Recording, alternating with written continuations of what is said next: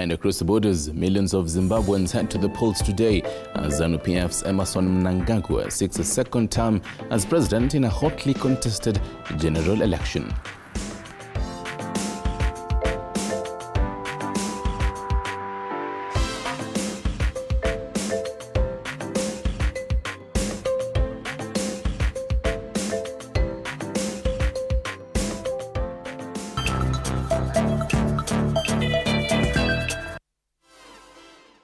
Yes, to Faith Kipyegon, congratulations. Yes, this is Morning Cafe, the only way you can wake up every day. It is 14 degrees Celsius in Nairobi. How hot is the coffee where you are? My name is Freddy Ndimule. And I'm Flora Limuki. Definitely welcome to this edition of Morning Cafe. A great show is lined up for you this 23rd day of August 2023, and definitely what a bright way to start the morning with Faith's win. First gold for Kenya in that specific Olympics happening in Budapest. Welcome. And from Budapest, Guten Morgen, or good morning. This morning we'll be showing you, taking a flight all the way to Germany so that you can learn how it is to actually study in Germany. That conversation coming up from around 8 a.m. I'm yours truly, Stanley Nyerungita.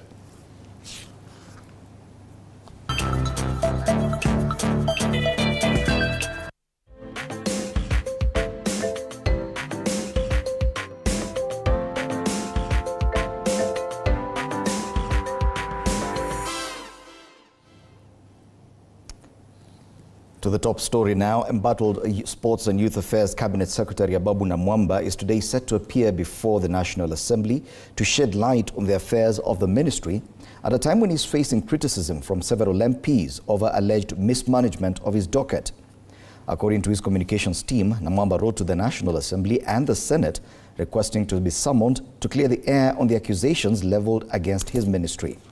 Namwamba, who will appear before the plenary, is expected to explain the role of the ministry in facilitating the Kenyan team that took part in the Special Olympics held in Berlin, Germany in June this year, as well as the management of aquatic sports. The Committee on Sports, chaired by Webuye West MP Daniel Wanyama, has said it would summon the Cabinet Secretary to explain why he was not at the airport to welcome back home 25 sports persons who took part in the Special Olympics.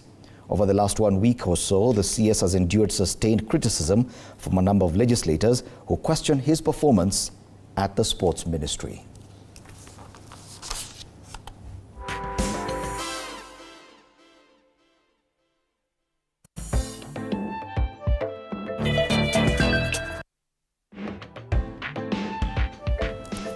And that story leads us to a question this morning. Are the attacks on sports CS Ababu Namwamba justified? Are the attacks on sports CS Ababu Namwamba justified? You can share your views or sentiments on X, formerly Twitter, at TV47 News, or on Facebook, TV47. Kenya will be sampling your views as we go along with our discussions and other deliberations on this show. But for now, let's take a look at the day's diary.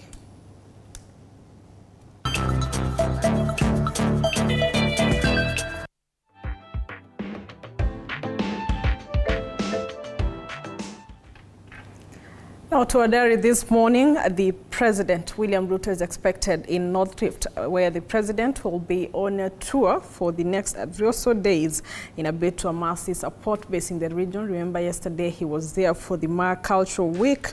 And the Mar Cultural Week enters day 3, where today they're expected to display sports that include jumping, throwing sticks, spear throwing, wrestling, to express how young men pass their leisure time in that specific community.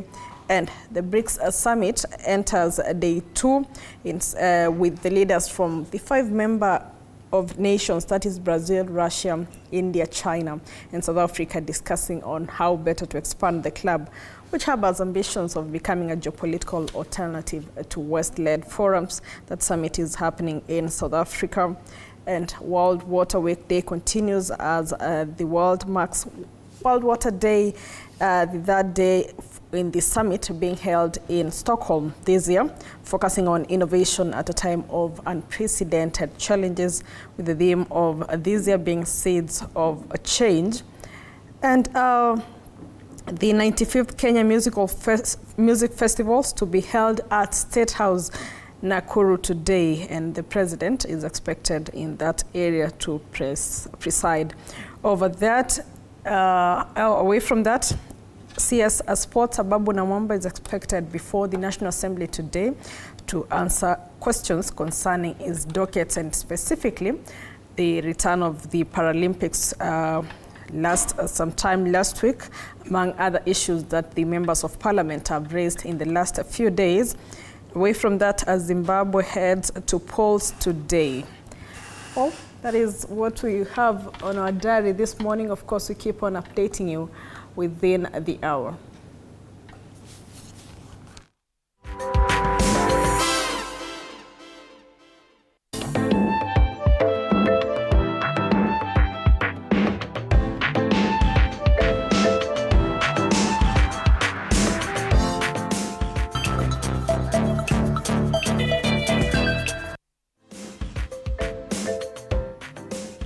Quickly to the dailies this morning, and we start off with the Daily Nation. Untouchable, that's a big headline on the front page of the Daily Nation this morning. Job scam, a report by Uasin Gishu County Assembly has indicted her farm. There's a face on the front page of the Nation, and they ask Sacred Cow, Judy Chepchirchir, who runs a recruitment agency under investigation for allegedly collecting millions of shillings from hundreds of youth for overseas jobs that never existed, has snubbed a Senate committee 3 times, and senators are not amused by her dalliance with some cabinet secretaries despite the probe. The story is on page 7. Remember, this story has been the biggest talking point over the last 1 or 2 weeks or so, especially in Uasin Gishu County. More to do with the scholarships to Finland that never materialized. So yes, untouchable is a big headline there. Also featuring on the front page of the Daily Nation today, Golden Faith. Faith Kipyegon bags Kenya's first gold medal at the World Athletics Championships in Budapest, Hungary. That story is also on the sports pages, I think on page 34. Page 34, Keeping the Faith. 3rd gold crown for Kenyan track queen. Faith Kipyegon actually waking us up in a good mood today. On the top strip of the Daily Nation, fresh storm rocks talks. Hot potato, the demand by opposition leader Raila Odinga's faction for inclusion of boundary review in the agenda for talks with President Ruto's ruling coalition is expected to escalate the dispute given the controversy swirling around the review of electoral units. That story is on page 4 of the Daily Nation today. And it's something we discussed yesterday, the revised agenda for the talks happening at Bomas, which will be presented this coming Friday. Another big story today, featuring on the front page of the Daily Nation, Teacher Service Commission and teacher salary raise talks collapse. Unions yesterday rejected an offer by the TSC for a pay increment of between 2.4% and 9.5%, phased out in 2 years, terming it too little. That story is on the back page of the Daily Nation, and it breaks down how much the new proposals would mean to the teachers. Pay talks fall flat as teachers offer 2.4% increase. Union accused the employer of deceit after tabling a low-ball offer. The meeting ended after union officials refused to sign an agreement prepared by the Teacher Service Commission. And that's it for the Daily Nation this morning. Well, and on the Standard Matters Education, there the headline revealed pay deal teachers turned down. The details of Teachers Service Commission salary offer that unions declined to sign, and which would have given their members an increment of between 1,000 shillings and slightly above 3,000 shillings. A story is on page 4, and of course there are details in numbers explained there on the top page of the Standard this morning. TSC has offered a salary raise of between 2.4 and 9.5% to be spread over 2 financial years, up to around 2.4% increase concerning that. And on the top strip of the Standard this morning, the hot seat, CS Ababu Namwamba to face MPs on claims.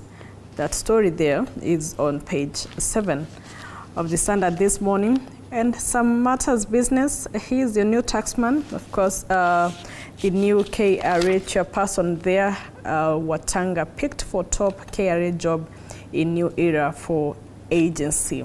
That story is on page 5 of the Standard this morning. And Hunt is on for more medals concerning matter sports there. And once again, congratulations to Faith Kipyegon.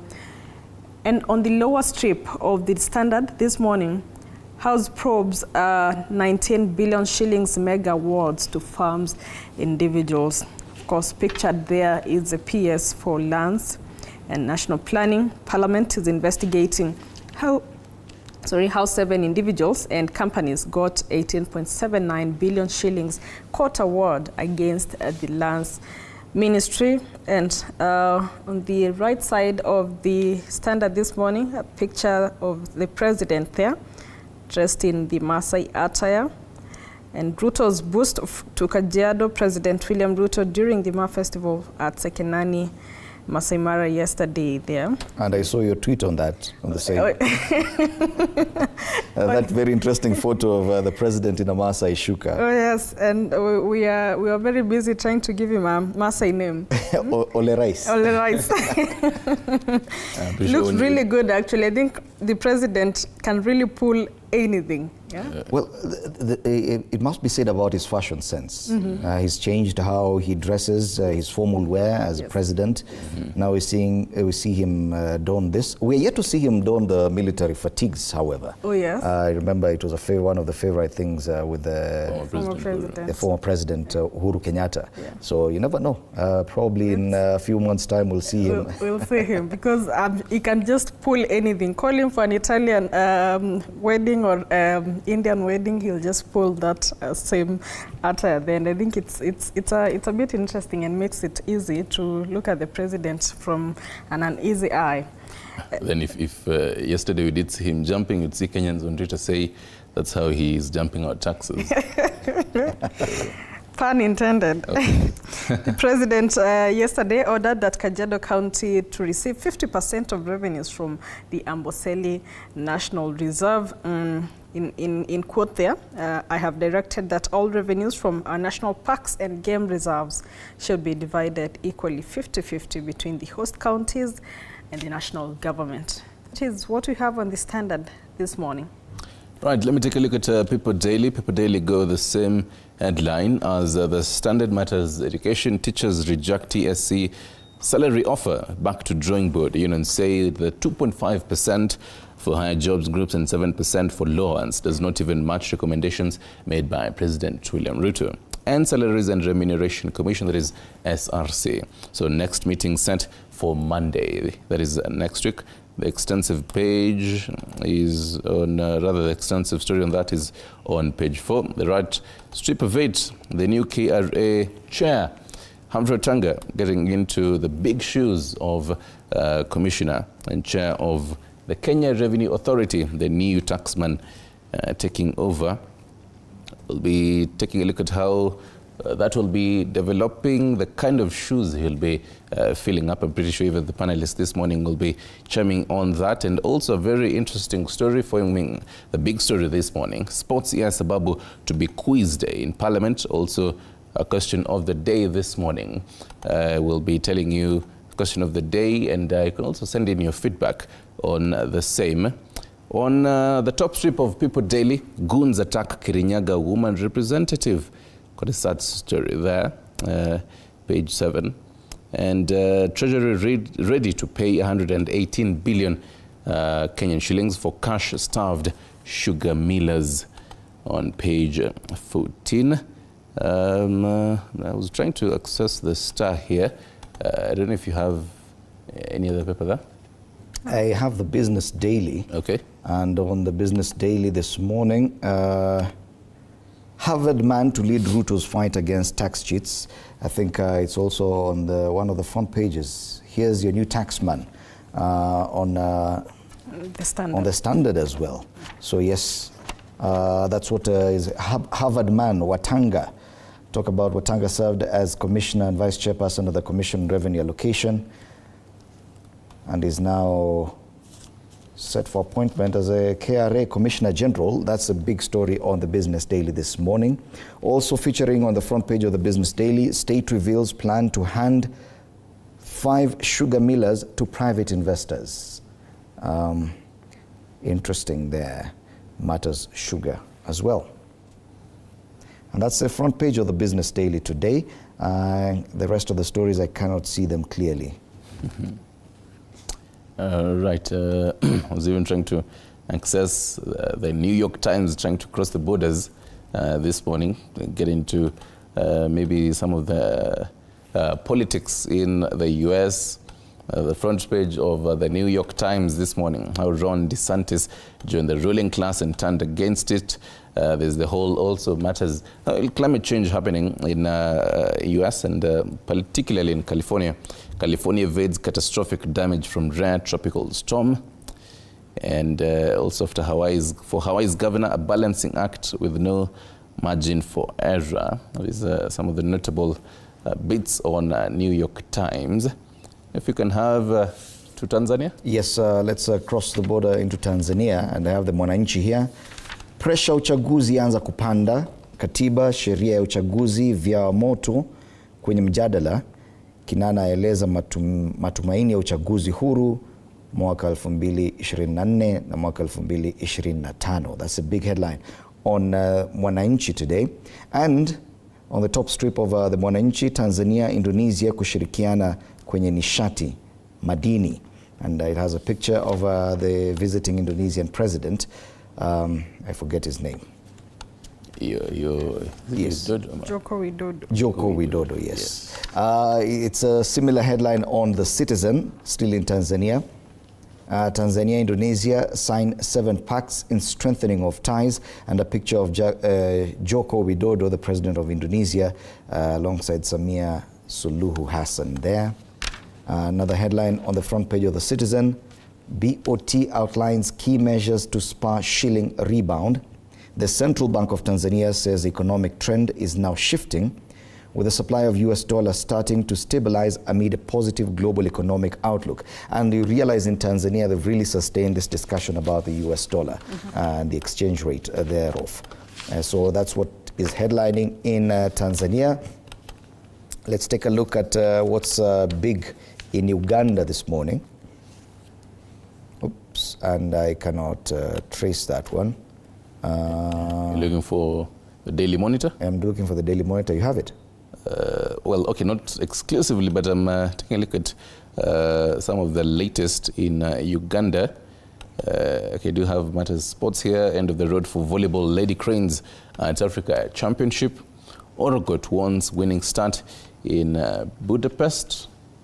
And well, there's a whole other report here where thousands die in 10 fatal crashes daily. Operation Fika Salama was introduced in August 2016 to curb the rising number of crashes on major highways, with a specific emphasis on the Kampala-Masaka road. There's some of the dailies and what's trending on the Daily Monitor. Yes, oh, you have the Daily Monitor. I have it now here. The front page of the Daily Monitor. This is the headline, Carry Your Torture Cross, Court Tells General Kayihura. Now, in the landmark ruling in Uganda, the Constitutional Court declared that torture charges filed several years ago against former Inspector General of Police, General Kayihura, and fellow senior officers were valid and can still stand. Interesting. Carry your torture cross, court tells Kayihura, and this is against a former Inspector General of Police in Uganda. Just have to be clear. In Uganda. That's what is headlining in Uganda and Tanzania. So, twende kwa masuala ya caricature sasa. Swala ya caricature. The Standard this morning, you can prepare your eyes, your ears, and your hands and your fingers for flipping this paper, because the caricature on the Standard this morning is quite an interesting one. Yeah. Page 12, ladies and gentlemen. A caricature that looks like Sports Cabinet Secretary Babu Namwamba. He is saying, Niko chini ya mwamba, mwamba juu yangu. Do you remember that song? Niko chini ya mwamba, something like that. No, you can go ahead, Judge. Go ahead. It started very well. I'll look for the lyrics when we wrap up. I'll definitely look at it. He's between the whole scissors, the Senate, the National Assembly. He's all smiling, by the way, carrying the briefcase of Talanta Hela. Remember yesterday, Gladys Sholei slamming him, saying, Talanta Hela does not exist, and all that. He's actually going to be before the National Assembly today. Quite an interesting day for him. Oh yes, it is our top story today. Yes. And the fact that CS Ababu Namwamba, we're now calling him embattled CS Ababu Namwamba. He will be appearing before members of the National Assembly to try and explain himself. Interestingly, he says that he, through his ministry, wrote to the speakers of both houses of parliament requesting that he be summoned to explain himself. And this comes on the back of those sustained attacks against his role at the sports docket. Quite a number of accusations coming his way. Remember, even the majority leader in the National Assembly spoke about it and questioned his performance as cabinet secretary. It will be interesting to see how that session will go, because he'll be appearing before the plenary. And actually, it reminds me again of people we have seen filing anticipatory bills. They expect to be arrested, so they somewhat file an anticipatory bill so that they don't be arrested. It was somewhat of a kind of the same play here. Is saying just call me before you start.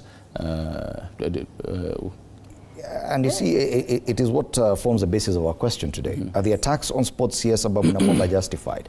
He, up till now, has not been granted any opportunity to explain himself and what he did or did not do at the sports ministry. And so today, it is his opportunity. It's there to actually clear the air on what the MPs have been saying. And that story on page 7 there in the Standard this morning, of course, highlighting the whole story, and the cabinet secretary there being accused of disregarding the welfare of national sports stars, as well as the management of a Talanta Hela program that has also been questioned 2 months after its launch at State House, Nairobi. Remember, the whole question there is concerning the Paralympics, who came back to the country after having the sports there in Berlin. And it said that the sports CS did not take them nor pick them at the airport. And it is a concern that was raised by the Westlands Member of Parliament, Tim Wanyonyi there. And since then, now that whole conversation started, even with the majority leader, Kimani Ichung'wah, allegedly saying that Ababu Namwamba, among other CSs, are carrying joyriders to these sports events at the expense of athletes who are actually going to represent us there. Yes. And of course, the Deputy Speaker, Gladys Sholei, there as well, coming in to say that Talanta Hela doesn't even exist. And it's interesting because it's something that was launched in the State House, Nairobi. So I don't know how. Let's see what Ababu Namwamba says today in Parliament, because really we've been seeing him up and down trying to revive the sports industry, but let's see if he can get himself out of this today. Interestingly, he's among the top trends on X, formerly Twitter as well. The second top trend in Kenya, of course, after Faith Kipyegon. Yes. And so, yes, it's going to be a big talking point throughout the day. But then when you mention embattled, reminds me of the FKF president, Nick Mwendwa. The whole embattled, I don't know if are we still referring to him as embattled? Okay, well, but there's a time he was really embattled, Nick Mwendwa. So whole embattled, really supporting Ababu on matters. this, yeah? Really with Ababu on this. What do you think, though? What do you think? Are the attacks on the sports CS Ababu Namwamba justified? Kindly share your views, because I can see on X the views are split. There are those who say this is a witch hunt. There are those who say, yes, he deserved the criticism. But what do you think? You can share that with us on X, formerly Twitter, at TV47 News, and on Facebook, TV47 Kenya. Back to you, Stanley. And speaking of what you think, I'm curious, this photo, back to matters, the talks. Yes, this is an interesting one. Caricature that looks like President William Ruto on top of a vehicle there, obviously pointing, holding a mic. Another that looks like Azimio leader Raila Odinga kicking a sufuria. And inside the room there, some talks are ongoing, but then they're looking outside, probably for guidance on their respective leaders. It's like when you're playing cards, you always have your cards close to your chest, so that, your opponent, quote unquote, does not see how your cards look like. So they have them there close to their chest, waiting for guidance. How do I play my cards? Do we shuffle them next? Well, it's interesting, the kind of happenings, and I think it mirrors what's on the front page of the Daily Nation, the top strip. Fresh storm rocks talks, fresh demands of inclusion of boundary review in the agenda of talks means that they're still squabbling over what really to discuss before the talks. And these discussions are happening outside the House, outside or rather away from Bomas of Kenya, about what should be happening at the Bomas of Kenya. And I think that Cartoon is speaking to that. And they have until, the technical teams that we believe are now inside this room have until Friday to draft, or rather to, present the drafts on, come to a whole harmonious bit. It's interesting again how inside Bomas, we're seeing pictures of harmony, even as they're walking towards, the rooms from their cars, walking as they laugh and, talk and all that, a whole harmonious bit. Even inside the room, they're actually discussing, but then the whole problem now really seems like it's outside. Yes. Interesting. And that is our caricature segment for this Wednesday. Remember, we'll be having our panel as usual, and today, let me just trace that one briefly. Today we have the Honorable Nabina Bwera, MP Lugari, Honorable John Kawanjiko, MP Kiambaa, and Dr. Moses Mwangi, governance expert, as our panelists today. So do stand by for that discussion and a lot more. Remember our question of the day: are the attacks on CS Ababu Namwamba justified? Even as you continue giving us that, do stand by for this discussion coming up after the break. You're watching Morning Cafe.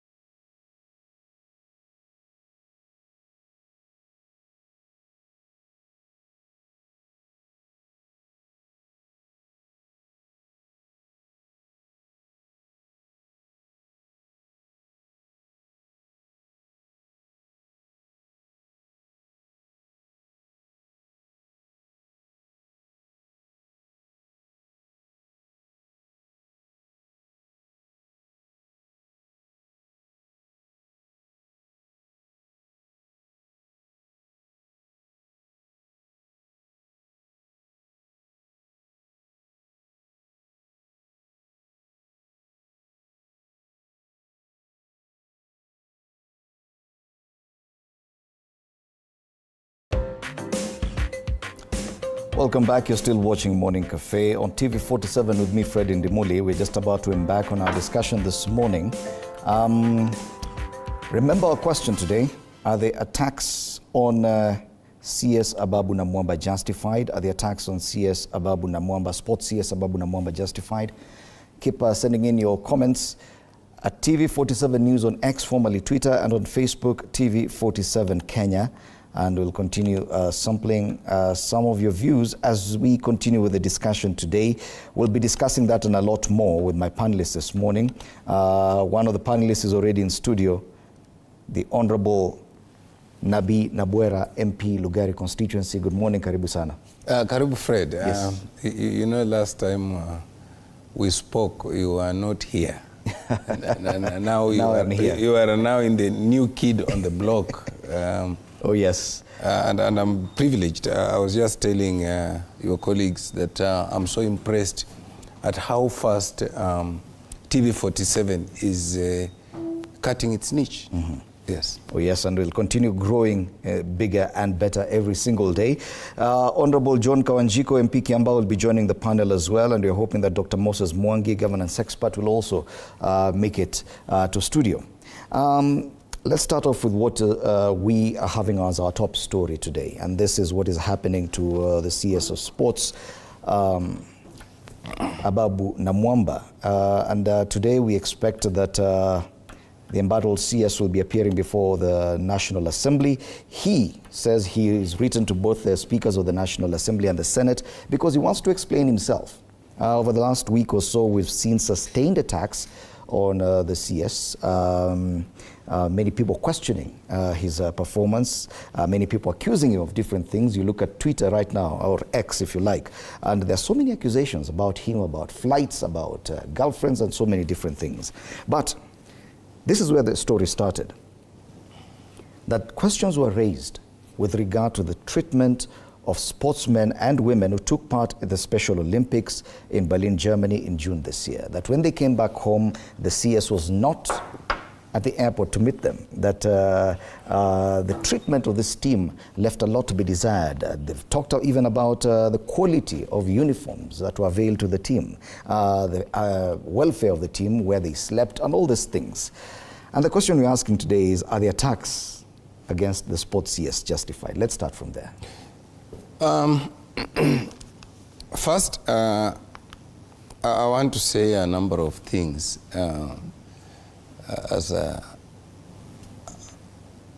today, this morning, as usual. Mm-hmm.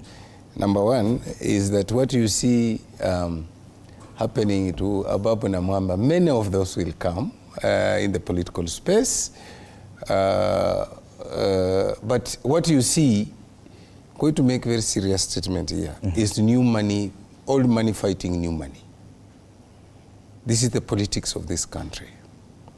By old money, new money, what do you mean? Yes, there is a generational issue here.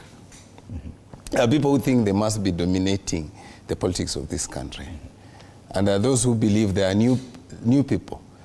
You know, when you see Kawanjiko here, this is the new money, mm-hmm. the new people in the politics. They will be fought. Mm-hmm. Their space, there are people who believe that Kawanjiko should not be sitting on the table. Mm-hmm. Okay? That is one. The question you should be asking yourself, if you look at the cabinet of the President Ruto, is Ababu there underperforming? The answer is no. Mm-hmm. But why him? Okay. Why him? Mm-hmm. Of course, there are good questions which are being asked. But I'm also asking the good question, must the CS be at, if systems are working properly, must the CS be at the airport to receive athletes? The answer is no. Mm-hmm. The systems should be able to provide for all these things. If I'm asking a question, we just had a problem in KEMSA, where issues of quality, issues of tender were, who was sacrificed? Mm-hmm. It was the PS, isn't it? Mm-hmm. Now, on this one, they want to issue the issue of quality of uniform is Ababu. Mm-hmm. I don't know. Okay. No. I repeat, the governance question that we must confront in this country is the question of new money versus old money. Okay. And we'll come back to that discussion. Honorable Kawanjiku, today we're looking at the CS, Babu Namwamba. He's set to appear before plenary in the National Assembly today. And he has requested, he says he's ready to explain himself. We saw the leader of majority in the House come out and speak, criticize him quite heavily. He received support from none other than the Deputy Speaker.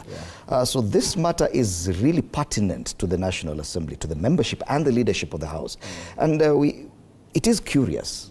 We rarely see the top leadership of the Assembly, National Assembly, come out against any CS. There are those who've actually been accused of underperforming. The Honorable Nabina Bwera says CS Ababu Namwamba is not among those. So what exactly is happening here? I think we have had such altercations before, because even the CS Bore, when she was supposed to have appeared in the plenary, she didn't even send a letter to say that probably she will not be able to make it. And we saw, the leader of majority comes out very strong on those CSs, because at the end of the day, they must also respect the House, that it has a duty and a responsibility to make sure that they oversight the ministries, and they come and respond questions, because, we act on behalf of the millions of Kenyans. Those who have been given an opportunity to learn the government and they're part of the executive, they should not, the buck stops with them. And I remember even the president, when they were signing what we call the foreman's contract, he was also very strong and very harsh on the CSs, because, they need to wake up and smell the coffee. It is about things are about to start moving, because we can no longer keep saying, we keep promising. Now we need to see actions taking place, probably in some of the ministries that they have. The issue of Ababu, I think it is, the buck stops with the CS. However you look at it, even at the ministry when there was an issue to the Ministry of Health, and probably the PS had to be fired and other to be moved, is when you look at the issues that they were dealing with at that particular time. Because, the PS is an IE holder. He's the one who is responsible in terms of making sure that the tenders are done, the contracts are issued, are we delaying, some of those issues. So at the end of the day, in terms of policy making, the CS has an upper hand. And some of the questions that people are raising is that, even the sport shoes that the athletes has been using, they are somehow fake. So we are telling Namwamba, come, you need to explain to us, and the questions that have been raised by pertinent questions about the sports. Because there is no way you tell me the issue to do with our sports women and men who came all the way, who have done as great. We are not even able to pay them, adequately, or to enumerate them, something that is worth. But they are doing this for the sake of the country. So how busy would you be being the sports CS to receive your sportsmen who have done extremely well outside the world? That is your docket. But it is a manner in which this issue is being handled. And at this point, let me welcome Dr. Moses Mwangi, governance expert. Good morning, karibu sana. Morning to you. We see the leader of majority coming out so strongly against a cabinet secretary. We also see the deputy speaker of the National Assembly do the same. They have within their jurisdictions the power to summon the CS. We see the CS now requesting that he appears to explain himself, creating the feeling that probably he was not summoned before the criticism, which should have been probably the right way to approach this. The National Assembly has a committee on sports chaired by Webuye West MP Daniel Wanyama. Wouldn't that have been the right way to do it, instead of going out on X, on Twitter, on social media, really criticizing the CS, especially from the leadership of the National Assembly? Thank you very much. I think there is a saying that says that a toad does not jump in broad daylight for nothing. When you see a toad jumping in broad daylight, something is after its life. What we are seeing in the National Assembly concerning the sports, I think it is a reaction to the open society we have. Social media. By the time this matter is being picked up by the National Assembly, it's already been a big conversation by Kenyans in the social media. And that is where, in this open society, people have the opportunity to express their opinion. We have had this sports fiasco for quite a while now. Rio de Janeiro is not far. And the real issue, if you look at our nation, it is the athletes that are giving Kenya a positive global view. If anything, that is our gold that we should be focused on. And one would expect that right now in Budapest, they are going to Budapest. That is the world stage. We already have a gold medal. Thank you to Faith Kipyegon last night. I see that from a government perspective, from a national perspective, and these athletes bring all Kenyans together. When it comes to sports, sports has no Azimio or Kenya Kwanza. Sports bring the whole nation together. And therefore, maybe CS Namwamba has not, Ababu Namwamba has not yet realized he's holding the gold that Kenya has. And therefore, I think the Deputy Speaker, I listened to her carefully. She was speaking not as the Deputy Speaker, but as a leader from her county, Uasin Gishu, which is really the epicenter of these sportsmen and sportswomen. And I think she's completely right to be able to speak the way she did. Now, when you see Ababu is part of the Kenya Kwanza government, the majority leader is the majority leader of the Kenya Kwanza government. The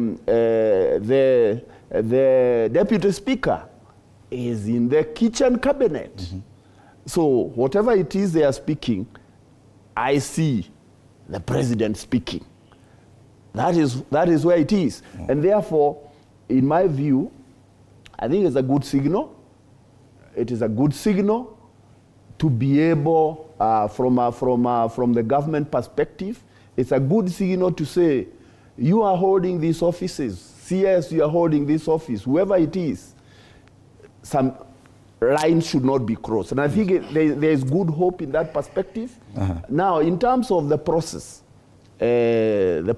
of managing, and I think Ababu Namwamba I believe will be invited to Parliament and he should go. Today. And I He's think, actually appearing before plenary. Yes, he should explain himself, because it is not acceptable for us as Kenyans to hear that our sportsmen are wearing fake things when really all the necessary finances are provided. But having said that, I think the process should be fair to everyone. The question now begs, should the CS for Sports be worried about his position, given the direction from which this kind of attacks are coming from? The leader of majority, the Deputy Speaker. Fred, I expected our governance expert to do much better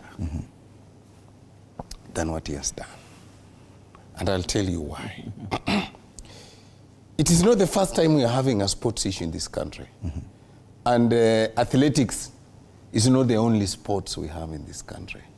We have people who have done impossibly well. Rugby in this country.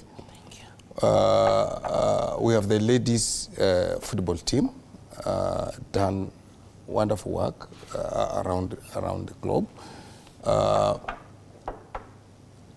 We have our footballers.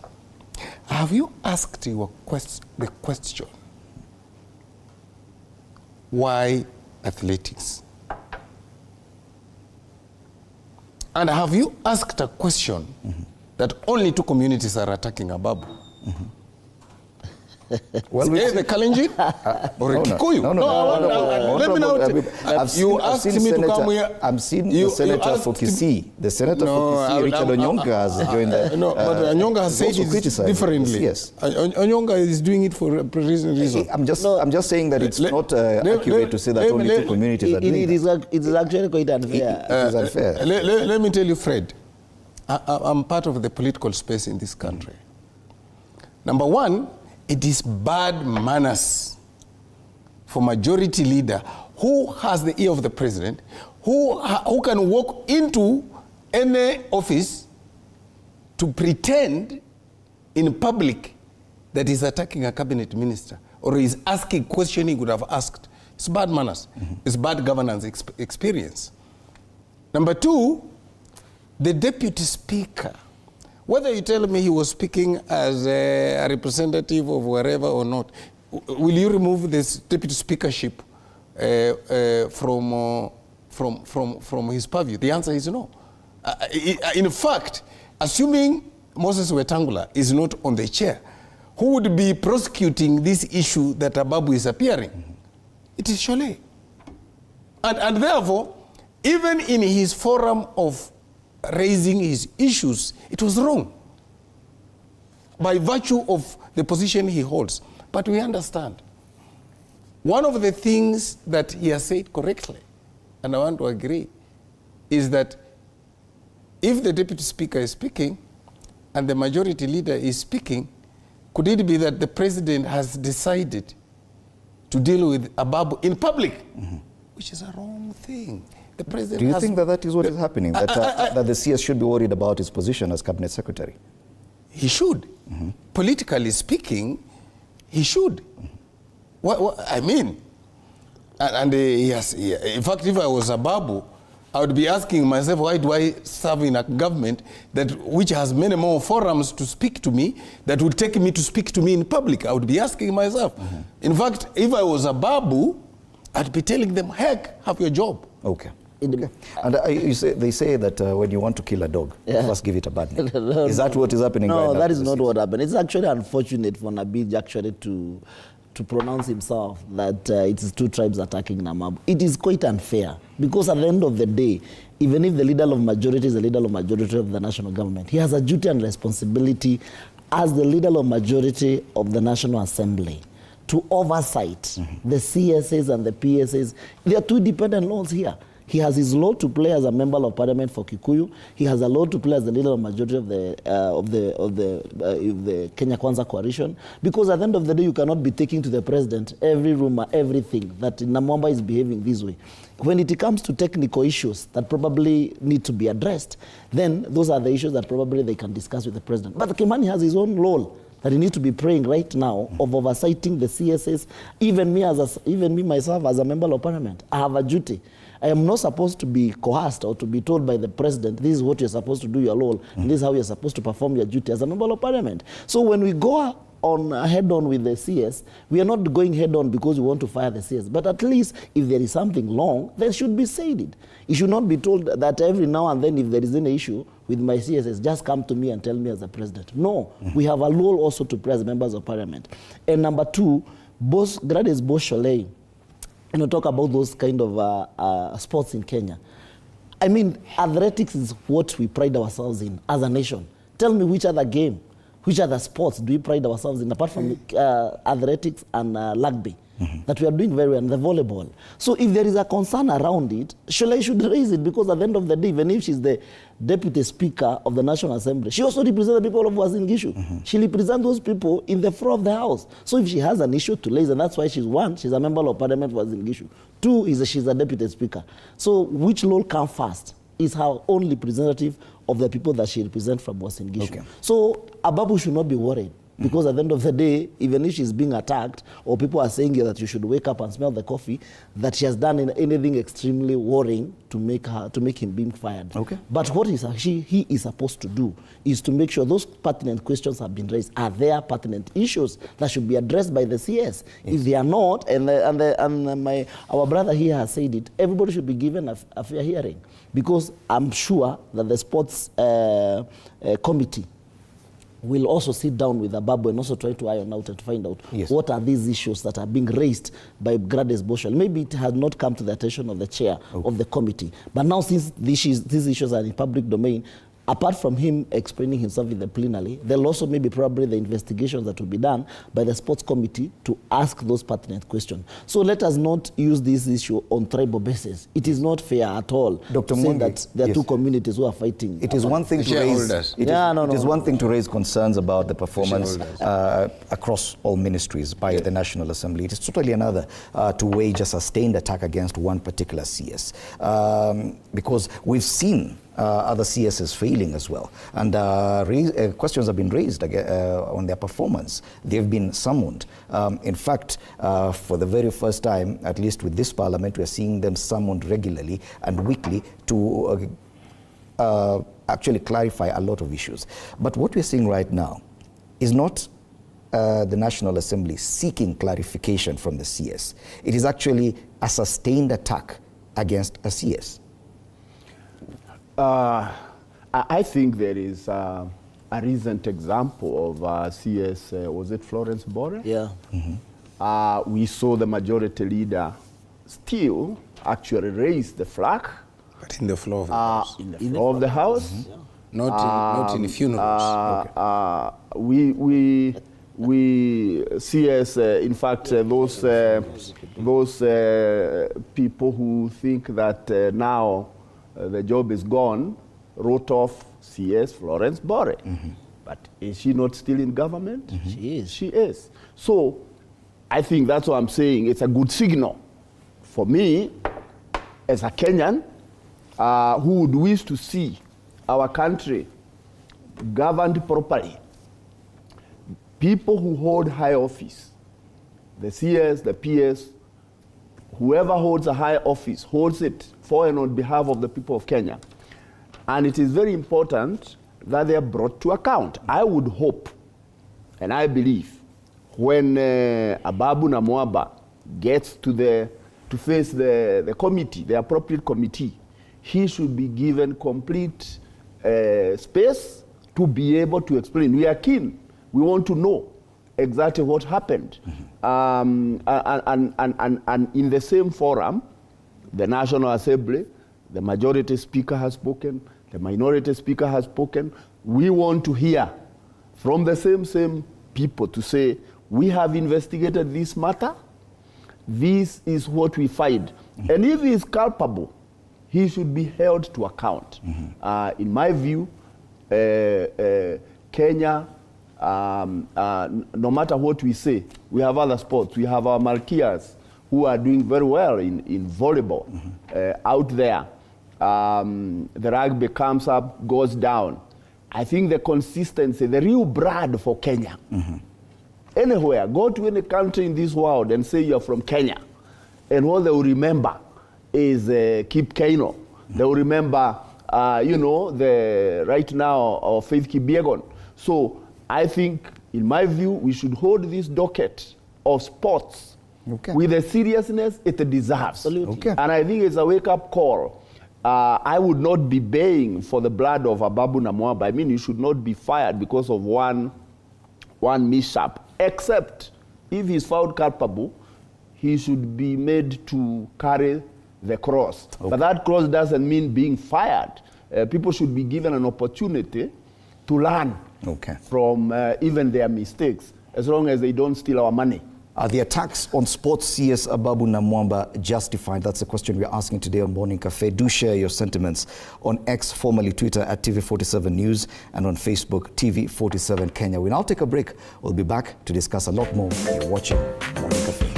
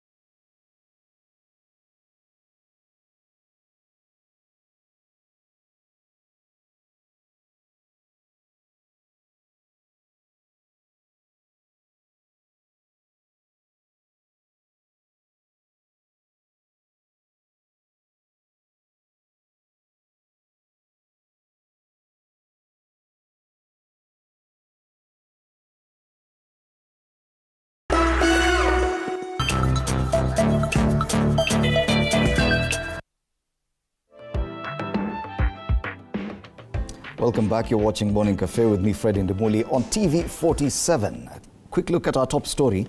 Embattled Sports and Youth Affairs Cabinet Secretary Ababu Namwamba is today expected to appear before the National Assembly to shed light on the affairs of the ministry at a time when he is facing criticism from several MPs of alleged mismanagement of his docket.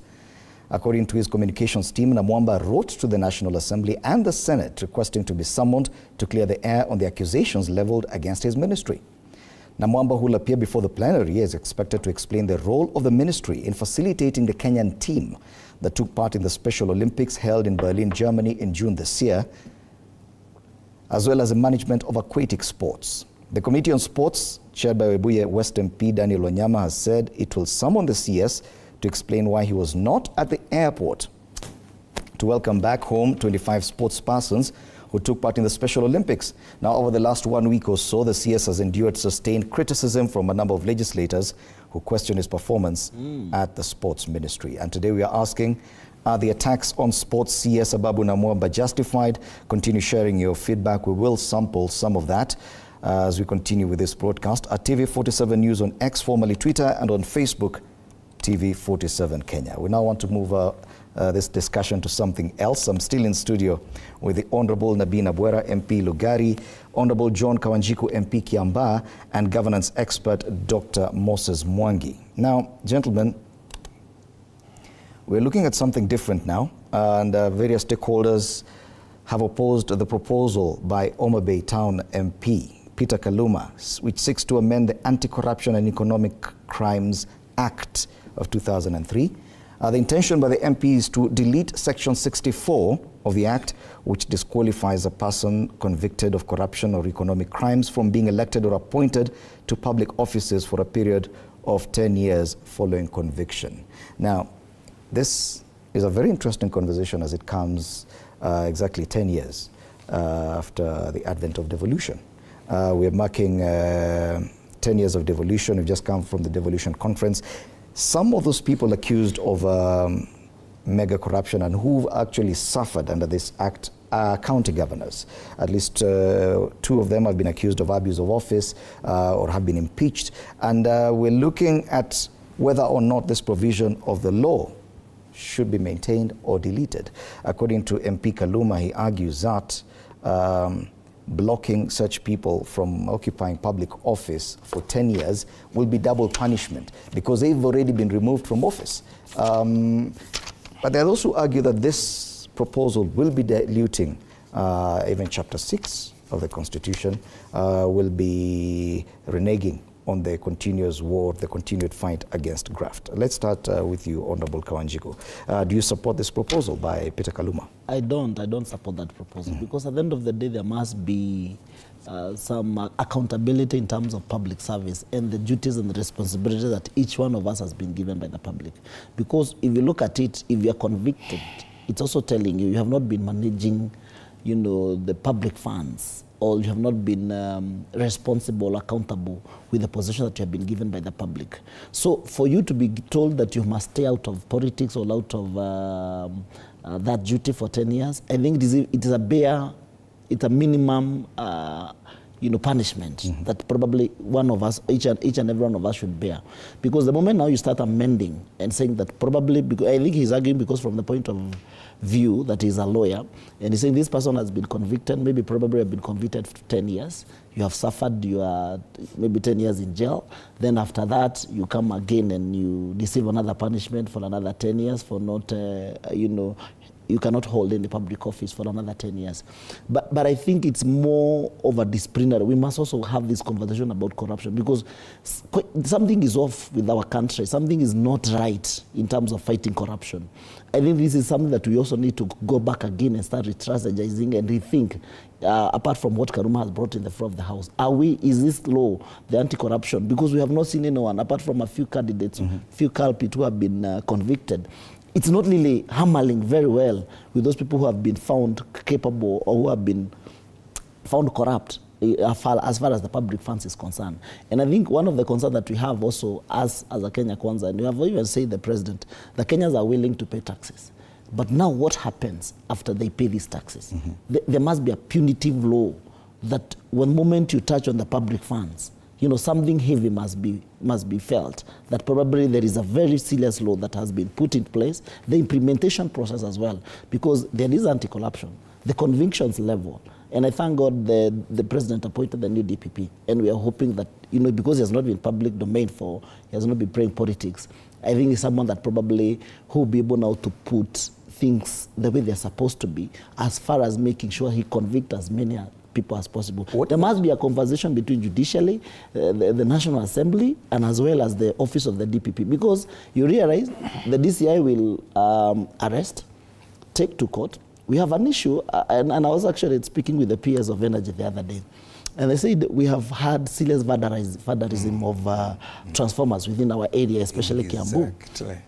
And then this guy has been arrested. Actually, the guy who was arrested comes from my constituency. He has been arrested with so many huge transformers. He has been vandalizing public things. Then he's taken to court, given a cash bill of 1 million. The guy is out. Again, we have gone against the same problem again. So I think there is a conversation that needs to be started, as far as I'm concerned, between the DPP, between the DCI, and the judiciary. Because giving out bail, even if it's their rights to be given the bail, there must be something, there must be a convergence somewhere. Probably some of those issues that we feel that they are seriously affecting the public, and the judiciary should be able to take up. Okay, and yet there are those who argue that there's still the assumption of innocence, because we are not really getting the kind of convictions, especially on matters corruption. Even the few governors who've been kicked out of office on abuse of office or allegations of corruption, we are yet to see any conviction. So people may argue that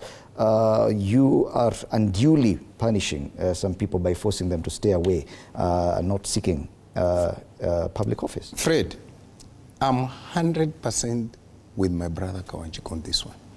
By the way, have we tried to find out the motive behind Kaluma's amendment? And it's coming to hound us. I was in the 2010 constitutional dichotomy politics, and I remember a number of us, led by the former CJ Mutunga, cried when they removed EACC from being a constitutional commission. And we foresaw this.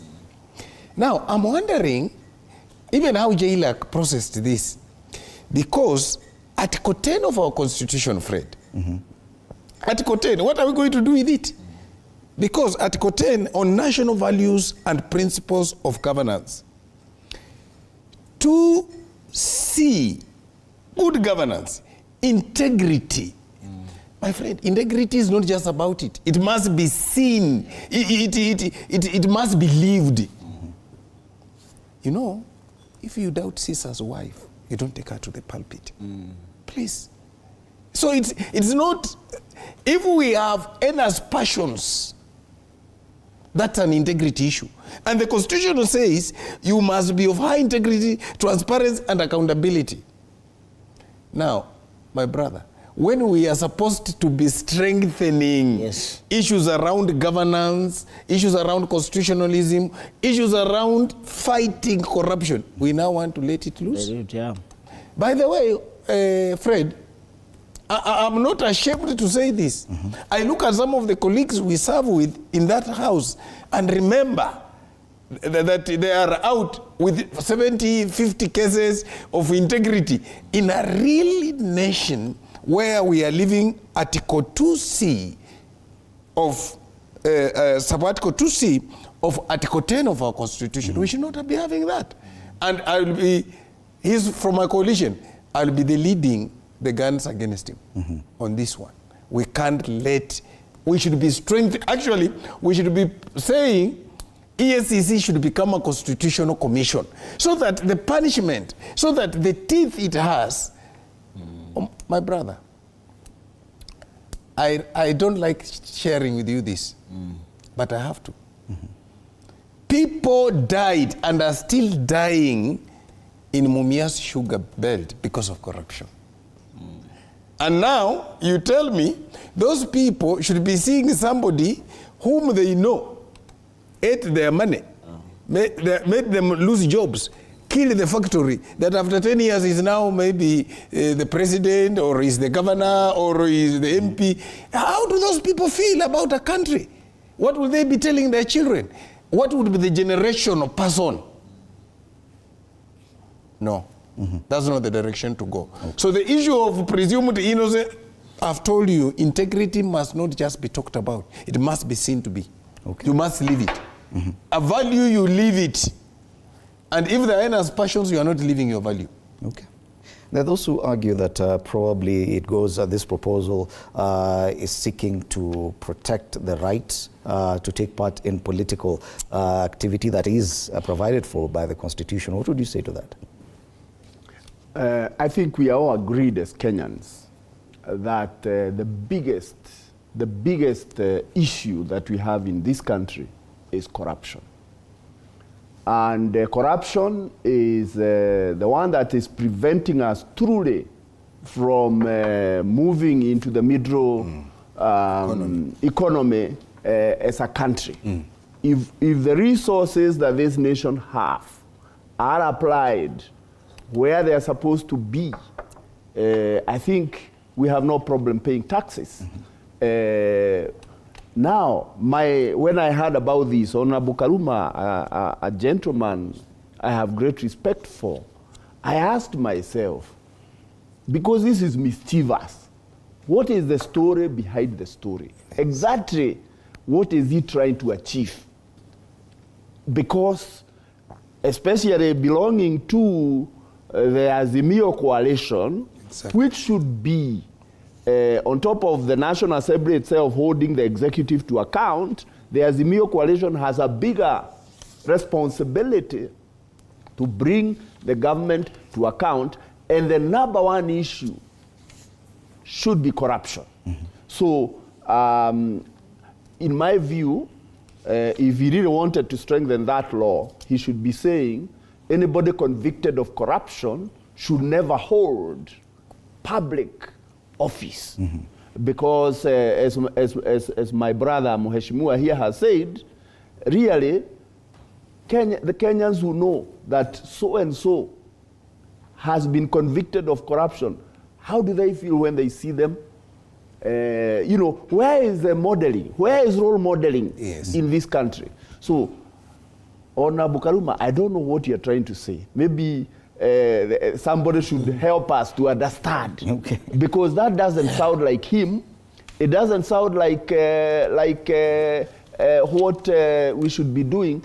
If anything, the criminal justice system in this country, my view, and thank you, Honorable Kawajiko says we have a new ODPP, which I really support because he's coming from the system of prosecution. Yeah. So he's likely to do a much better job, we hope, than the previous one who did not have experience in prosecution. But if you ask me, maybe the amendments we should also be seeing is how to strengthen the DCI. Okay. Because no matter what you do, when you go before the judge, you must have watertight evidence. And the ODPP can only rely on the investigations. There are far too many issues going on, and then we find people doing no prosecute, withdrawing cases. Corruption cases should be punished with the harshest, available method. Banning them for life should be the standard, so that people know, if I touch this resource for Kenya, I will never hold public office. That would be a better way. Is this because probably as a nation we've realized that this is the only way we can punish people, ban them from holding public office because we rarely get any convictions in court, in especially matters corruption? Yes, I think we are frustrated as a population, as a people, just the way Dr. Daktari is saying. My brother and our brother Kawanjiko said, I sit in the Public Accounts Committee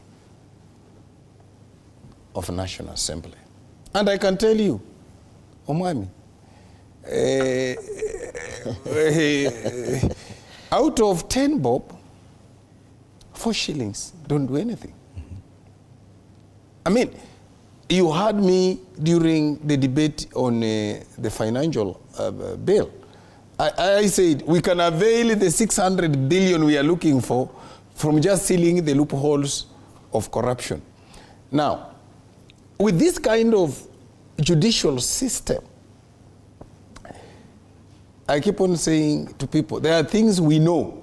You stay in a community. We stay all in a community. If Wanjiko has stolen, we will know Wanjiko has stolen.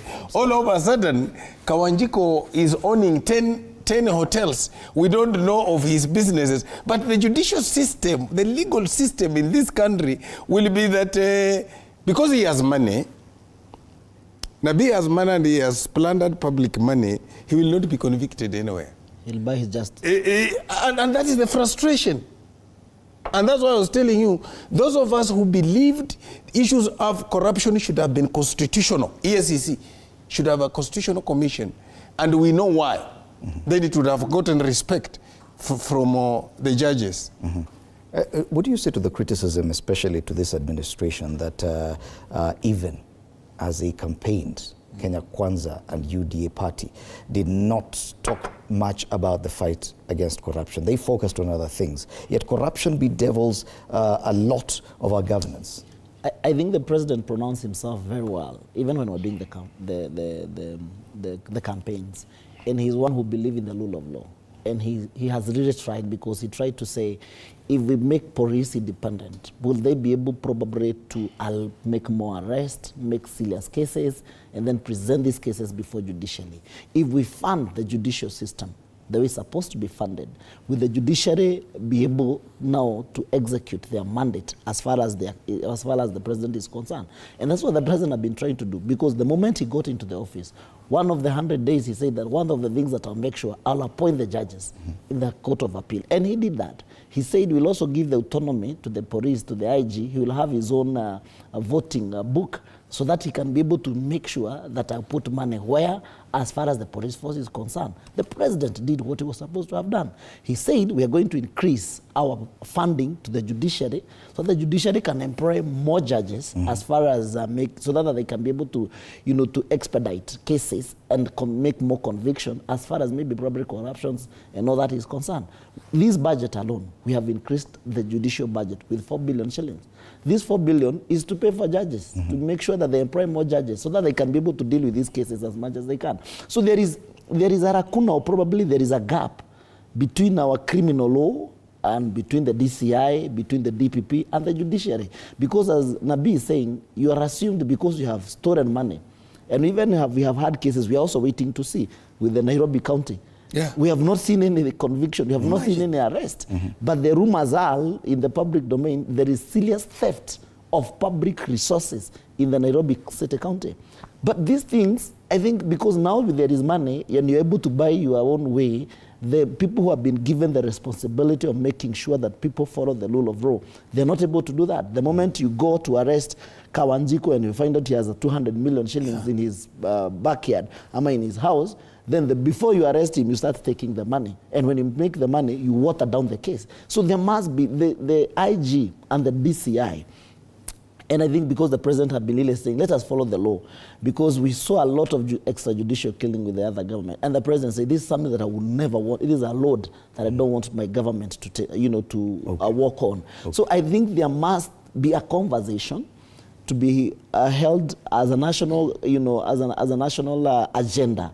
And we start asking ourselves, even as a registrator, where is this lacuna? Where is this gap? Okay. How do we bring in the DCI? How do we strengthen the DCI? How do we bring in the DPP? How do we make sure that we have been given a responsibility by the people? The Kenyans, the people of Kiambaa elected me through trust, and they believe I'll be accountable to their funds. Okay. The moment I fail to honor that commitment, and in one way or the other, I misrepresent them, I mismanage their resources, if there is any, then I'm not supposed to be given another opportunity to deal with, because already you have also, you have betrayed their trust. Yeah. So it's a conversation to probably. Dr. Mwangi, the Kenya Law Reforms Commission argues further that even the provisions of Article 64 are actually wrong because they contravene Article 75, which contemplates an eternal bar of any person convicted of corruption or economic crimes. The intentions of MP Peter Kaluma may be questioned, as you rightly suggested. Are we seeing a progressive push to actually dilute the war on graft completely? I think JLAC has pronounced itself properly, and that fits very well with what those of us who believe in good governance in a progressive country stand for. And therefore, we hope, because the two MPs here belong to the opposite side and they are agreed, we hope they can convince everyone in the National Assembly not to play that ball that Kaluma is bringing. Are you concerned? Because we've seen MPs actually speak publicly against some things, but when it comes to voting in the House, they do something else. Well, I don't know, now that Kenya Kwanza has majority. Now, let me bring the issue of the question you asked about the campaign of the president. I think those of us who have been around remember Mwai Kibaki campaigning in 2002, zero tolerance to corruption. And I remember 2003, Kenyans were willing to walk to their city and arrest people. And arrest police taking bribes. And this was driven from the top. Mwai Kibaki and the government of the day at the time spoke strongly and gave confidence to the people of Kenya that they were serious about fighting corruption. Those who eat fish know, where does fish start rotting from? The head. From the head. If you want to bring any change in an organization, in a country, you begin from the top.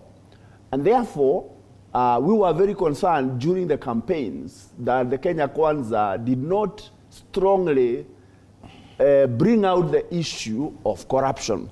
So it was very refreshing recently to hear the president during the devolution conference strongly talk about corruption in our counties and everywhere.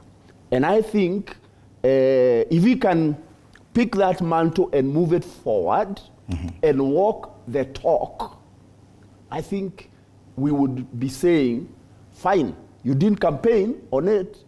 Actions speak louder than words, and I think that will give hope to our country.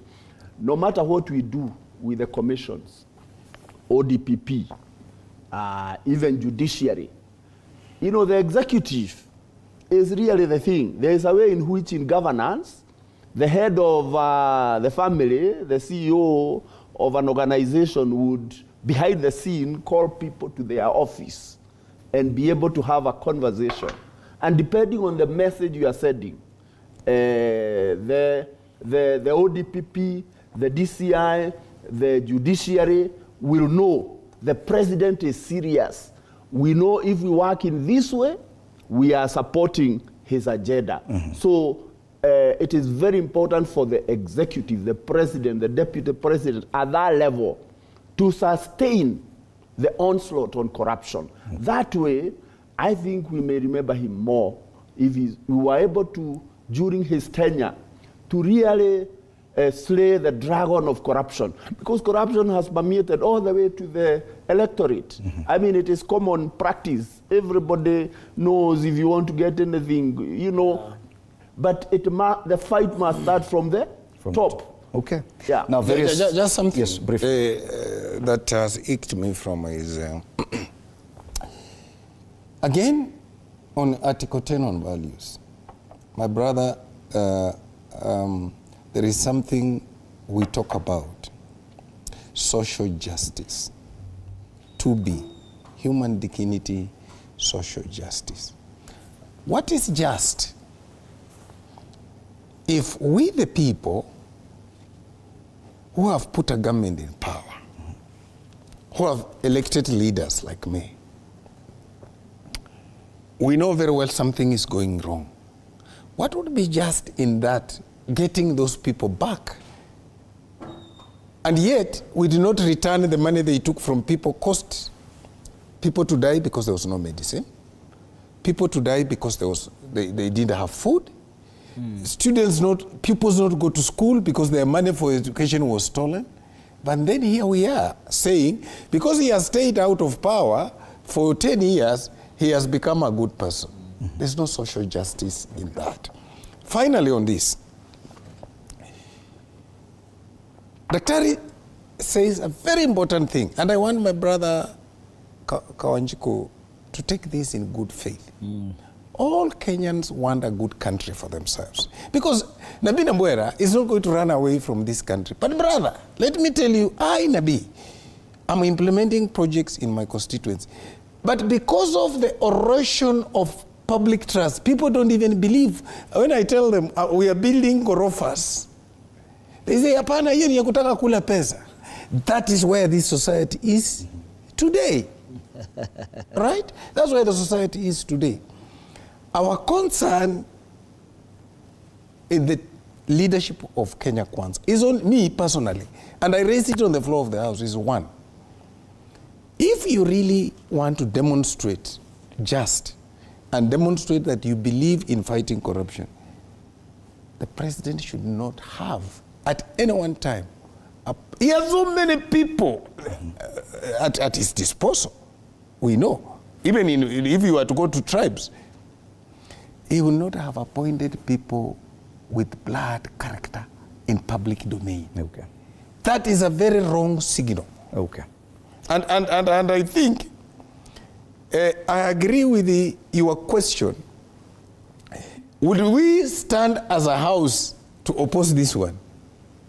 I will stand. I cannot know whether Kawanjiku will stand up to the end. Because we have demonstrated bad behavior and bad manners as a house. And I'll give you just one opportunity to mention this so I can move to the... Yes. to the There is also a very thin line between presumption of innocence until proven guilty. Because the moment you have not been convicted, you know, at the end of the day, you have no way to stop from maybe probably appointing such a person. Because the court has not pronounced itself that this person is guilty. But all said and done, there is also what Nabi is talking about, party positions. Because this cannot even, I don't think it shouldn't even go to the first reading, should go through the first reading of the House. Because at the end of the day, instead of us weakening the Anti-Corruption Act, we are supposed to be strengthening it instead of weakening it. Because that's why we are saying some of those issues that Karuma is trying to raise, I mean, we should come up with a very punitive law. The moment, and we saw it, and I agree with Daktari here when he said about Kibaki. There are sometimes, even when you have already been mentioned, I remember the Kibaki times when you're mentioned in a corruption, we told you step aside, let the investigations take place. If you're found innocent, it is okay, you come back to your office. If you're found guilty, you'll be taken to the court of law. Because at the end of the day, there will be that interference of that investigations. So I think it is a corrective responsibility from across the board, us even as a member of parliament, and the small duties that we have been given, that trust that the public has given us. And I remember the president saying the other day when we had the PG, it is through the trust, through the public eye, that we have been given these duties and responsibility. And it was actually even calling out the CSs and tell them, the buck stops with you. Okay. Whatever trust we have with the public, we must maintain it. And number two, even you as a member of parliament. And I disagree kidogo, because the moment I was elected in the by-election, the president sat me down because I was the only member of parliament then who was a newborn. And he told me, no matter what you do, you must make sure you serve your people. Which president are you talking about? He was the deputy president then. Oh, okay. Finally, very briefly. Yes. Very, very briefly, I think Chapter 6 of the Constitution was the jewel on the crown in our Constitution. And it is the chapter that we have not implemented. At all. And I hear the fact that Uhuru and Ruto ran and got elected in 2013, when It killed. there was a case in the ICC. It killed everything. In terms of the judicial, precedents, which was set, then killed the spirit of chapter 6. Now, let the past be the past. And this is my appeal to the president. We can draw the line now and be able to say, integrity is integrity. It is a question of, you don't have to be proven guilty as long as there is common knowledge. And Mwananchi knows, people know, even you know, that you have defrauded. We should find a way of bringing back chapter 6. Okay. Is it possible that the parliament and the judiciary at this day and age to reclaim our country, that, okay, whatever happened in 2013, let's go back to the drawing It is 10 years later, yes. and then implement chapter 6. Okay. Just a The small- Honourable Member of question. Homa Bay Town, MP Peter Kaluma, is seeking to amend the Anti-Corruption and Economic Crimes Act by deleting Section 64, which disqualifies persons convicted of corruption and economic crimes from being elected or appointed to public offices for a period of 10 years following conviction. Various stakeholders have opposed these changes, and my panelists here in unison have said they oppose the changes as well. Honorable Nabi, you want to add something? Just We a need to move on to the very It's a last simple version. thing, my Yeah. brother. Today, Fred, if you had planned a wedding, you've been suiting a girl, or a girl has been suiting you, and you've planned a wedding, and you just have an iota of a doubt that is sleeping with another man or with another, would you go to the podium and marry? The answer is no. Okay. You will go to the pastor and say, give me some more time. Why is it that when it comes to this issue of corruption, we go into so many stories, we look for illegalities, rights, but what about the right of those people he has deprived by taking away? Okay. Honorable Nabi Nabuera, point made. Let's now move on from this discussion about corruption and move on to the talks happening at the Bomas of Kenya. And this will be our last discussion this morning. I'm looking at a story on page 4 of the Daily Nation. The story has been highlighted on the front page. Fresh storm rocks talks. The demand by opposition leader Raila Odinga's faction for inclusion of boundary review in the agenda for talks with President Ruto's ruling coalition is expected to escalate the dispute given the controversy swirling around the review of electoral units. Yes, a boundary review as a possible result of the talks at the Bomas of Kenya. Yes, there are provisions in the law, and the Constitution provides for a periodic review of the names and boundaries of constituencies at intervals of not less than 8 years and not more than 12 years. The last review was done in 2012, and it means that by 2024 we are due for another review. Absolutely. And we have this opportunity as a gateway towards that discussion. Then why are we seeing this as a possible issue? I would be sober to discuss this dialogue, because I mean, as a country, there's some conversation that we should be having. It's not about power sharing. It should be nothing to do with power sharing or the benefit of one individual. But as a nation, it is also giving us an opportunity to be patriotic and discuss some of the issues that we feel as a country they should have been addressed by 2010 Constitution, which have not been able to do that. And we see where there is any gap in relations to whatever we have been discussing, and maybe come up with a methodology of how to implement. The boundary review, I have had a sitting with the constituency IEBC, person, because it is supposed to happen, because that's the law. there should be some boundaries discussion. And some of the conversation that we even had when the president was in Mount Kenya is that there's some constituencies which are at the risk of being, deleted because they don't, reach out. They are not yet to the threshold that is set there by the IBC. But we should have this conversation soberly so that we can agree. There are constituencies that are also that are in dire need of getting more than 2 or so constituencies. We have constituencies like Thika that is having almost 160,000 voters. There is a constituency like Ruiru that is having 180,000 voters. So there is a constituency like Juja. So there is a fair way we can be able to discuss this, because now you're telling that member of parliament is also representing the same, having the same vote right as the person who have the 25,000 votes, maybe Garissa or any other place.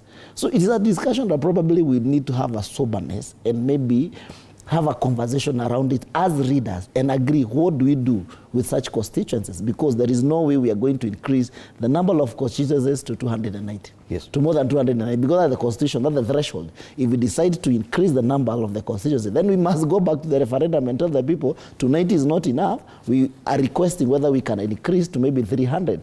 What do we deal with? How do we deal with if we are not going to take away the small constituency that has already been identified by the IBC before and given the right?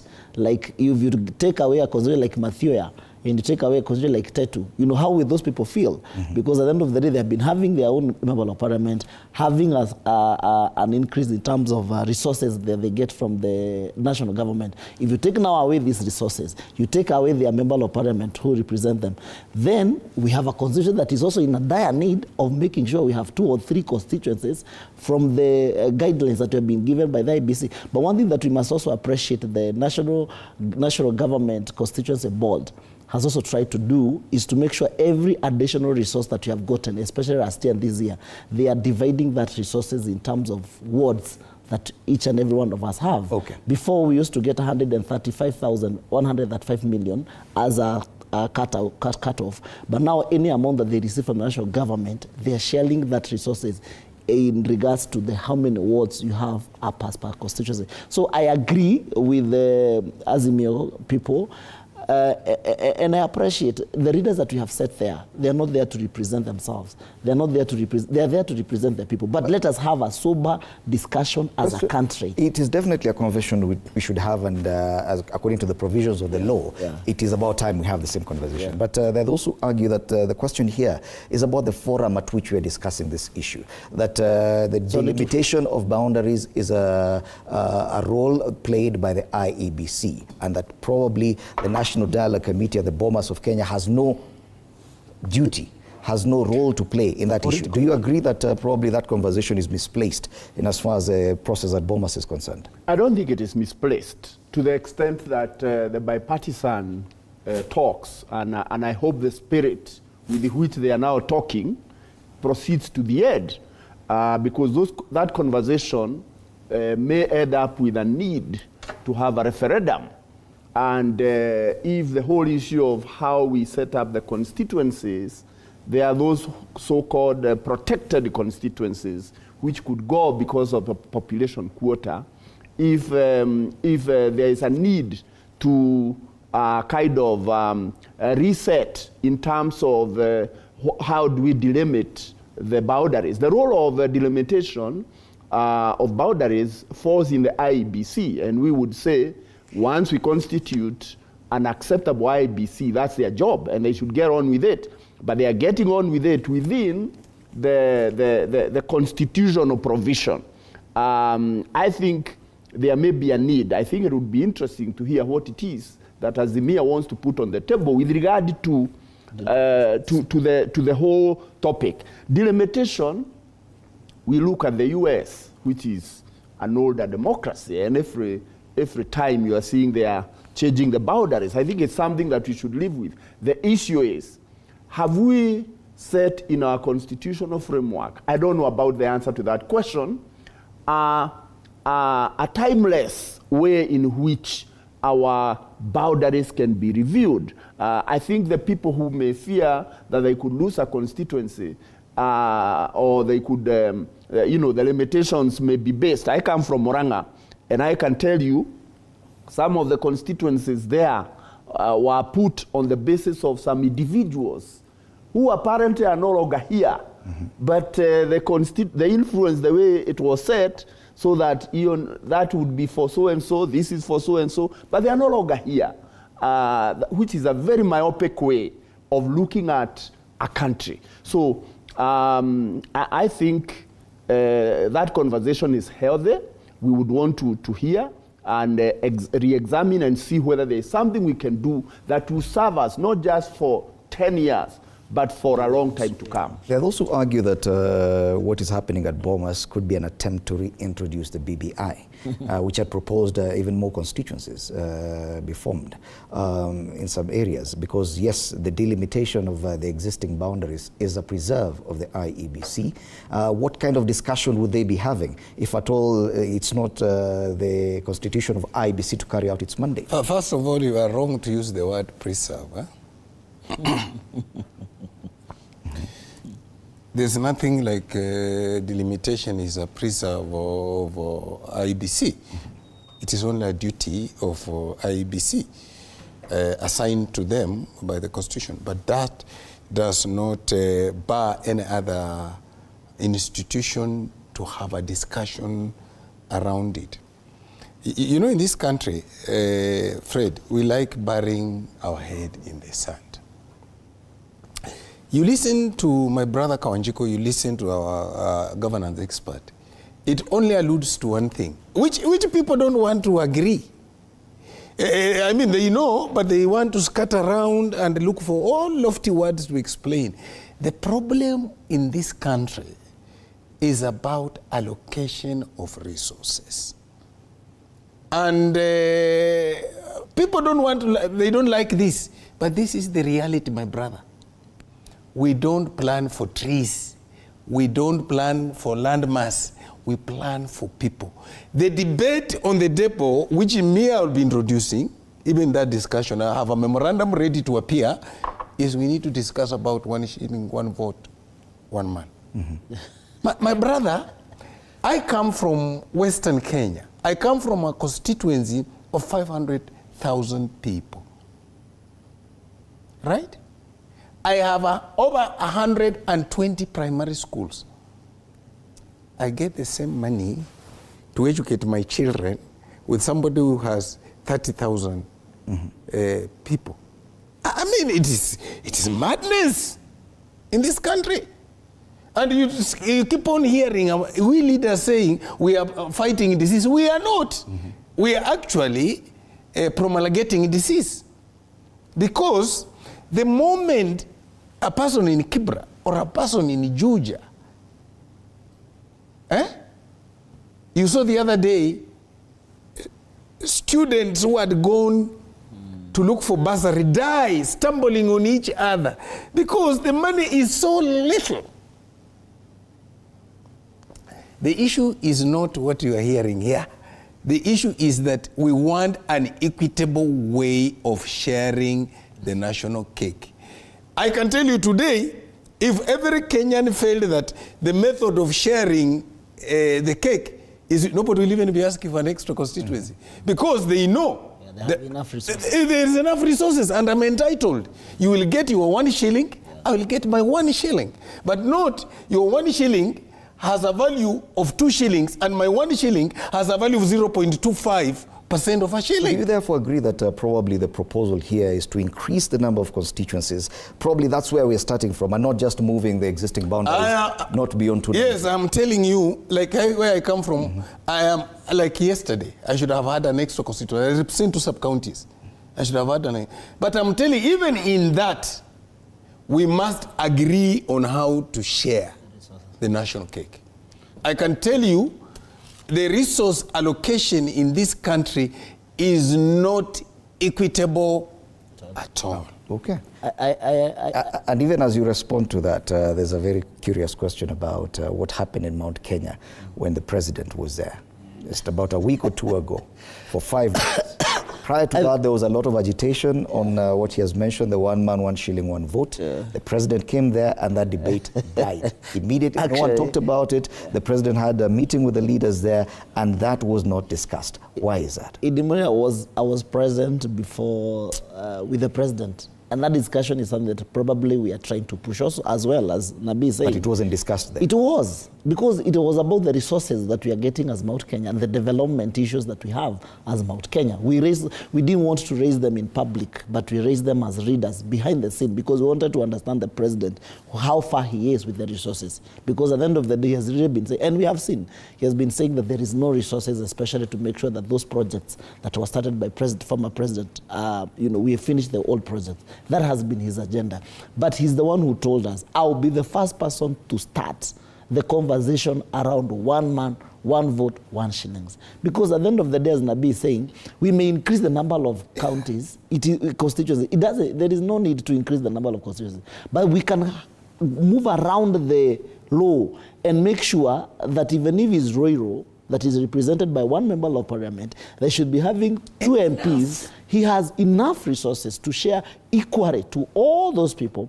And number 2, even when it comes to the floor of the house, his vote should be more stronger than mine. Exactly. There must be a conversation around, if you don't want to go through the referendum way, there is a way we can go through the parliament, amend the rule, amend the standing order, and maybe put a threshold in number of votes. If you're supposed to have 120,000 voters, your vote is 1. But if you go beyond, like Nabi, who is saying he has 2 sub-counties, then his vote should count more. Yes. Because he's representing more than I'm representing. Correct. The same way with people from Garissa or Fafi, who has 25,000 people. And I agree with him. We saw the other day the Ramu East Member of Parliament saying he has paid 140,000 shillings to those people who are going for university. I cannot afford to do that because I have more than I'm having at my basket. These bursary issues should also be a national conversation. Correct. And I'm agreeing with Nabil. Let us the money be divided on 1 man, 1 vote, 1 shillings. How do we go around it? We must not maybe necessarily call for a referendum. The national government board, this bursary should be put aside. And I think it's a proposal that we should put aside. We say bursary is 10 billion across the whole republic. Then we go for the next money that remains, go for development. Yeah. We agree, e-bursary, let it be divided equally among constituencies. Mm-hmm. If 1 child is given 10,000, it is 10,000 across the board. Whole country. Because there is no way, that is discrimination. I'm giving bursary 4,000 shillings. Another MP in Fafi is giving a bursary 140,000. It's a discrimination. We are talking about the same students. Dr. Mwangi, the obvious risk here is that we will see hugely populated or highly populated regions pitted against sparsely populated regions, regions within northern Kenya and parts of eastern region as well. It is a political risk even for the president to entertain this kind of discussion right now. He needs the support of these regions as well. Do you think that, as Honorable Kawanjiko says, the president would be the one pushing that conversation about 1 man, 1 shilling, 1 vote? I don't see why not. I think the possible reason why Mheshimiwa Kawanjiko and his colleagues raised the matter in the boardroom and not in They were doing it publicly before that, and once the president went there, not in the open, is because who owns the bread? 1 man, 1 vote, 1 shilling. Who owns that bread? That bread is owned by Uhuru Muigai Kenyatta. Mm-hmm. And they were in his former bed. It is an uncomfortable phrase to use. So it is an uncomfortable thing for them to raise in the public at this time. Remember, they are political animals. Mm-hmm. They have to play their politics. But that is a conversation that we must have. Whether the president leads it or not, it would be better for him to as they say, only a fool does not change his mind. It would be better for him to come to that reality. I don't think it will cost him politically. Yeah. If anything, it will gain him. Yeah. Because how does he get elected? Yes. It is 1 vote, 2 votes, 3 votes, yes, like that. And then so that is not a conversation that would make him lose face with the northeastern or the northern Kenya vote. I think we have to be honest, and I want to agree with Mheshimiwa Nabii and my brother here, Kawajiko, the conversation about resource sharing. It is really very painful for us who live in highly populated areas to know, and you can actually predict in the next 20, 30 years, our children will have not achieved the right level of education. Yeah, absolutely. Because they can't go to the best university, because they can't afford. Yeah. And others are affording. Yeah. So we would pray that the MPs from Mount Kenya region, and I think the MPs from Western Kenya, and even places like Kilifi and other places where we have high population, we need a just and fair system. We cannot be the people, like the people of Mount Kenya, generating the revenue for the country in terms of contribution to GDP. Yeah. And then we are getting a smaller cake. So for that reason, if the agenda of boundary review is coming with several items like resource sharing, like the need to think about the gender, you know, the gender, that gender rule. To that gender rule? To that gender rule. How it is that you can manage the boundaries to find out how you can achieve the gender rule, I don't know.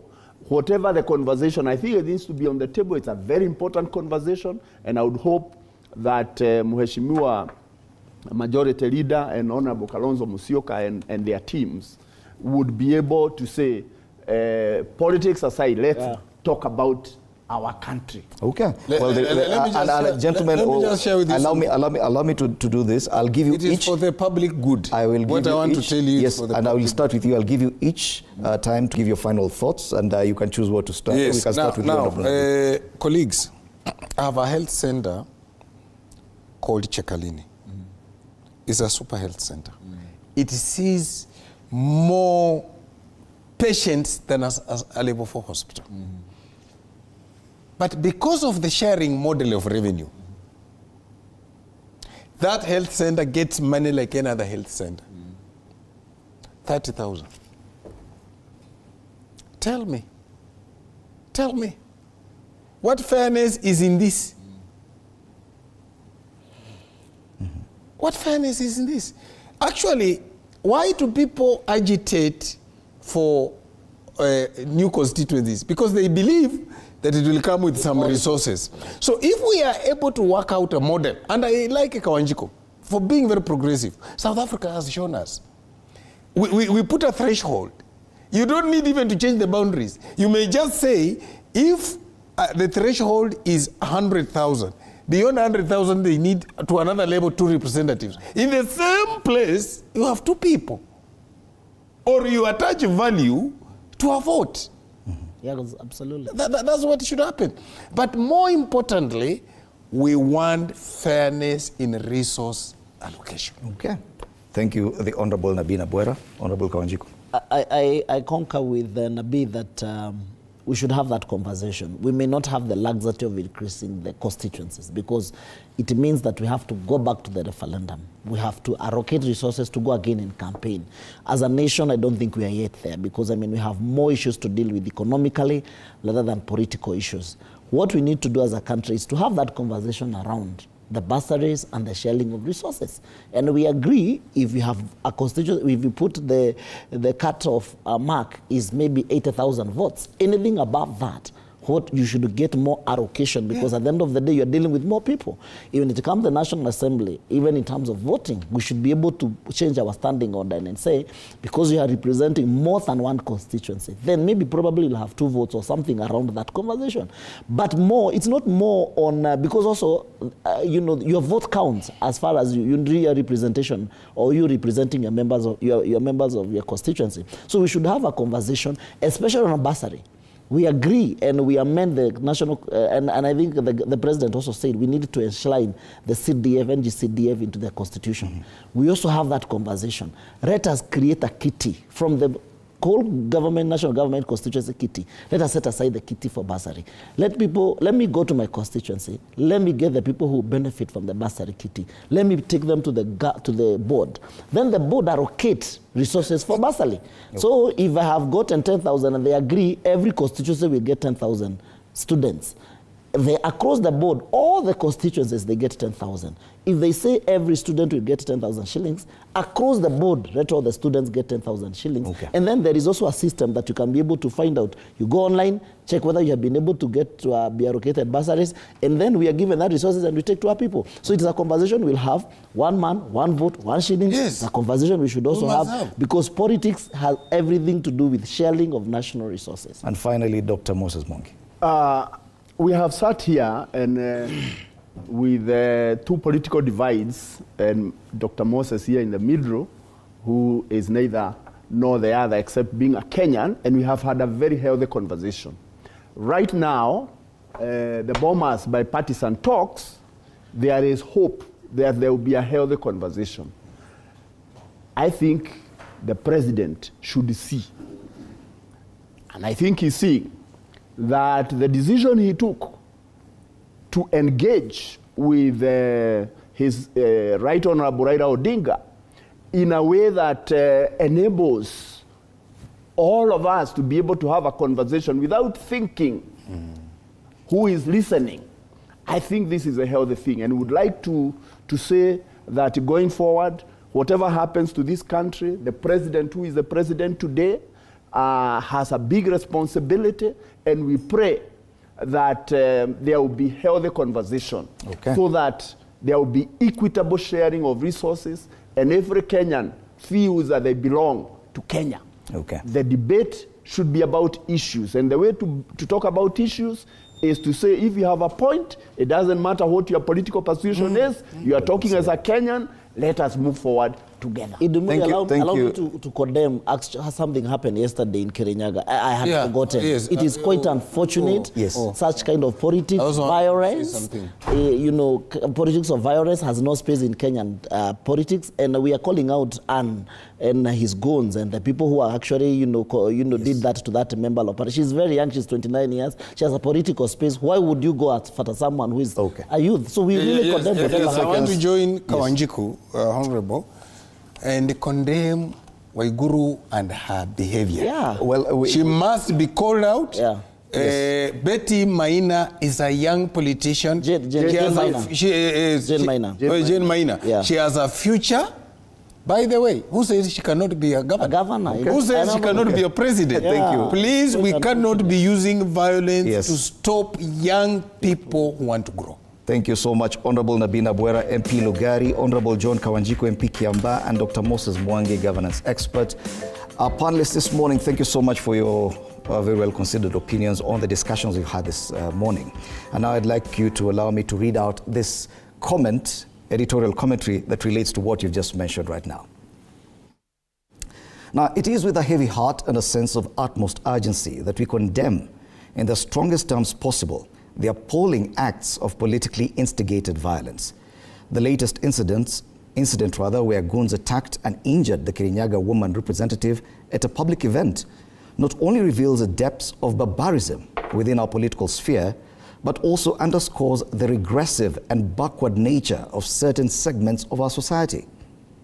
The attack on the young leader is not merely an isolated incident. It is a stark reminder that our political discourse is descending into a realm of violence and intimidation. As a society that values democratic principles and the rule of law, we cannot and must not tolerate any form of violence or aggression perpetrated under the banner of politics. It is a shame that in this day and age, scenes of violence and thuggery mar our political landscape. We should have progressed beyond this point, leaving behind the darker chapters of our history. Instead, we find ourselves grappling with an unsettling reality where some leaders, entrusted with shaping our collective future, resort to physical violence to further their agenda. This is a stain on the democracy that we cannot ignore. We implore all citizens, irrespective of their political affiliations, to unite against this retrogressive behavior.